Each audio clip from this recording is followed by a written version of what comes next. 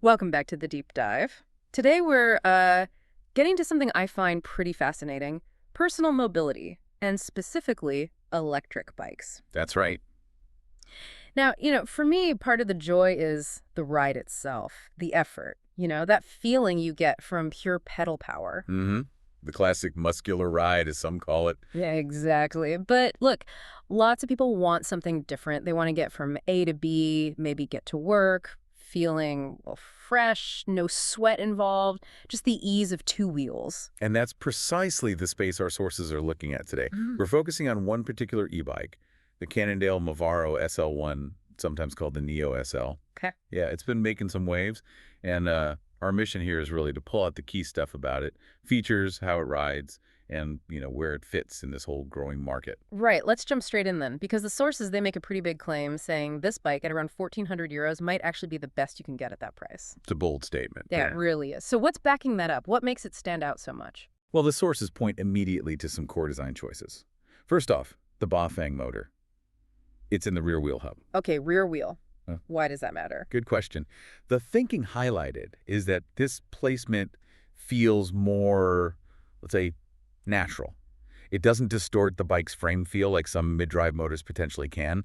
It keeps that traditional bike balance. Interesting. And then there's the power of 45 newton meters of torque, which translates to really smooth, effortless help when you need it. So it makes hills easier, that kind of thing? Pretty much, yeah. It can make climbs feel almost like riding on the flat. Yeah. Takes the real strain out of it. Okay, so thinking about, say, my commute, or maybe just wanting an easier weekend ride, Yeah. arriving not completely, wiped out. Right. How does this bike deliver on that? I saw mentions of a slim battery and good range. Absolutely. It's got this slim 360 watt-hour battery, and it's integrated right into the down tube. Integrated so it looks cleaner. Exactly. Not just bolted on. It keeps the bike looking sleek. Mm-hmm. And that 360 wider, it gives you a range of up to 67 miles, which is, well, pretty impressive. Wow, 67 miles. That's quite a lot. That could be a week of commuting for some people. Easily, for many. And it's not just about the power. It's built for practicality and safety, too.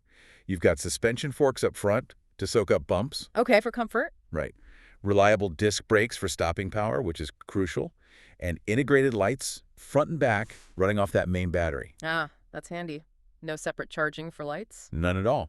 The front's a decent 210 lumens, too, so good visibility for dusk or dawn rides. And another big point the sources make is the weight. It's only 22 kilos. 22. That sounds actually pretty light for an e-bike, right? Some are much heavier. Oh, yeah. You often see them around 27, maybe 28 kilos. Yeah. That extra lightness makes a real difference. More agile, easier to lift if you need to, like upstairs. Makes sense. Plus, the controls are super simple. 3 assist levels, just plus-minus buttons, and even a little throttle trigger for walk assist. Walk assist, what's that for?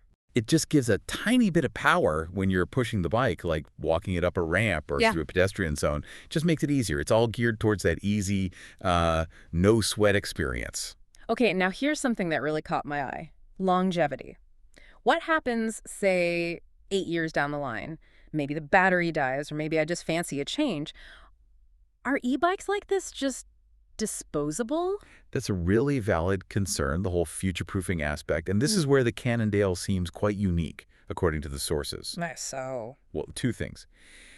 If the battery does eventually fail and you decide, you know what, I don't want to replace it, the bike itself is still a high-quality regular city bike. Because it's a Cannondale frame and parts. Exactly. It's fundamentally a good bike underneath the electrics. Yeah. But conversely, if you do want a new battery later on, being a major brand like Cannondale means you've got support, technical help, replacement parts. They'll likely be available for years to come.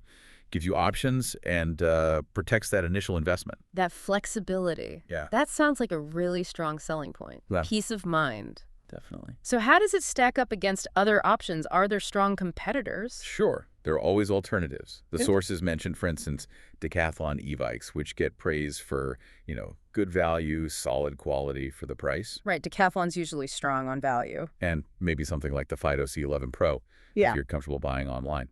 But the sources we looked at, they were pretty firm. Yeah. They positioned the Cannondale Mavaro SL1 as, and I quote, the undisputed choice in its category right now, mostly because of that blend of premium feel, the low weight, and that long-term flexibility we talked about. Okay, so wrapping this up, what's the big picture for you, our listener?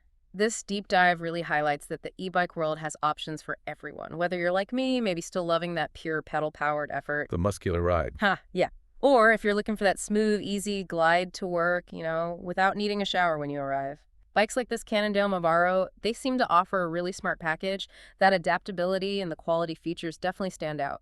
It really makes you think, doesn't it, how this evolving tech in e-bikes might keep bridging that gap, between the traditional cyclists and people just looking for new, easier ways to get around. What part of this discussion really clicked for you in terms of making cycling maybe more appealing or accessible? Interesting question to ponder. If you found this deep dive useful, do give us a like and definitely subscribe to the channel for more insights into the tech and trends shaping our world.